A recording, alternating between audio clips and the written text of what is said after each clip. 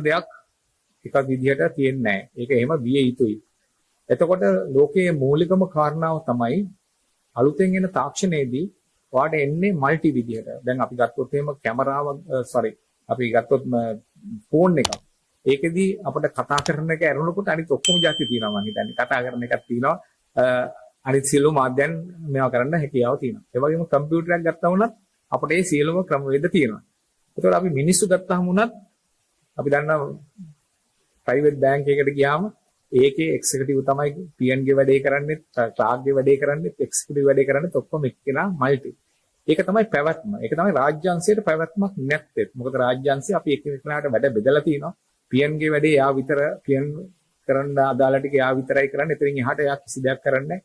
Clerk කෙනෙක් ගත්තත් එහෙමයි. එතනින් උඩ ඉන්න කෙනෙක් ගත්තත් එහෙමයි. ඒක නිසා තමයි රාජ්‍යාංශයේ තියෙන අකාර්යක්ෂමතාවයට හේතු වෙලා තියෙන්නේ.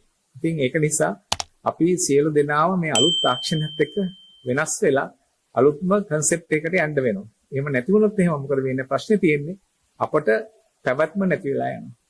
ඉතින් ඒක නිසා අනිවාර්යයෙන්ම අපි මේ multi concept එකට ගිහිල්ලා ඉස්සරහට යන්න ඕනේ.